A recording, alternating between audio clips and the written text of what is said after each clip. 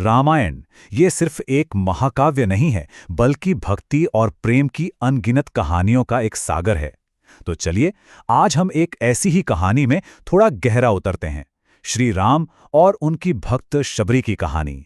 ये कहानी हमें सिखाएगी कि सच्ची भक्ति का असली मतलब आखिर होता क्या है। तो असल में सवाल यही उठता है कि भक्ति है क्या?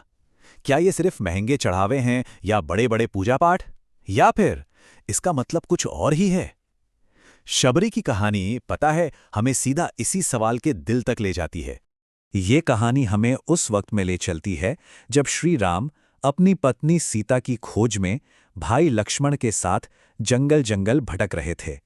इस कहानी में ना दो अलग अलग दुनियाएं एक तरह से साथ चल रही थीं। एक तरफ थे राजमहल छोड़कर वनवास काट रहे श्री राम और लक्ष्मण, जो एक बहुत ही मुश्किल खोज पर थे। और दूसरी तरफ सोचिए, एक साधारण सी बूढ़ी महिला शबरी, जिनकी पूरी की पूरी जिंदगी बस एक ही इंतजार थी, अपने प्रभु के दर्शन का इंतजार। देखिए, शबरी का इंतजार कोई खाली बैठकर किया जाने वाला इंतजार नहीं था। ये एक साधना थी, एक रोज का काम जो वो सालों से पूरे प्यार और समर्पण के साथ कर रही थीं।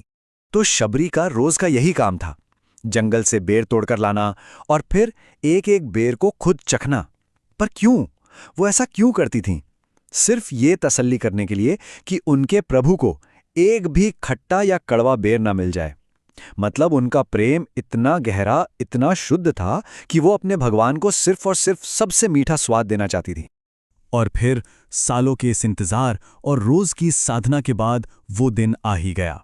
श्री राम खुद चलकर शबरी की कुटिया के दरवाजे पर आ पहुंचे।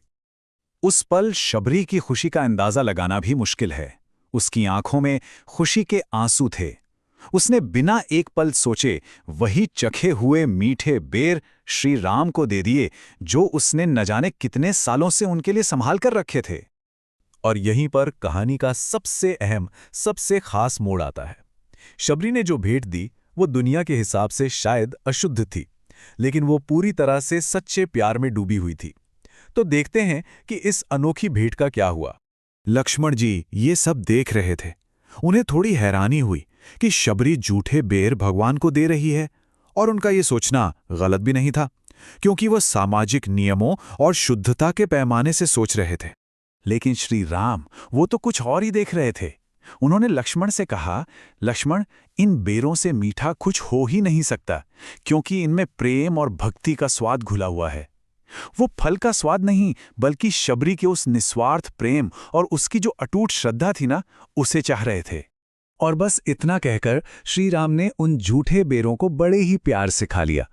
उन्होंने दुनिया के बनाए नियमों को नहीं, बल्कि शबरी के दिल की पवित्रता को सम्मान दिया। अपने इस एक काम से उन्होंने ये दिखा दिया कि भगवान के लिए भक्त का भाव ही सबसे ऊपर है, बाकी सब बाद में। तो इस दिल को छू लेने वाली कहानी से हम क्या सीख सकते हैं? असल में यह हमें भक्ति के बारे में कुछ बहुत ही गहरी बातें बताती है।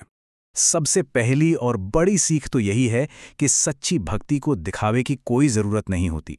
भगवान को धन दौलत या बड़े बड़े चढ़ावे नहीं चाहिए। उन्हें तो सच्चे मन से किया गया प्रेम और सेवा पसंद है।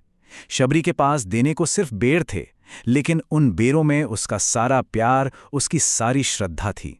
और यही चीज़ किसी भी भेंट को अनमोल बना देती है, उसके पीछे की भावना, उसके पीछे का नेक इरादा। तो अंत में बात इस पर आ जाती है कि हम भगवान को क्या दे रहे हैं, इससे ज़्यादा ज़रूरी है कि हम कैसे दे रहे हैं। शबरी की कहानी हमें यही तो याद दिलाती है कि विश्वास और प्रेम को किसी तराजू में तोला नहीं जा सकता, इन्हें तो बस महसूस किया जा सकता है। तो अगली बार कुछ भी अर्पित करते समय ये ज़रूर सोचना चाहिए कि क्या उसमें शबरी के बेरों वाली मिठास है।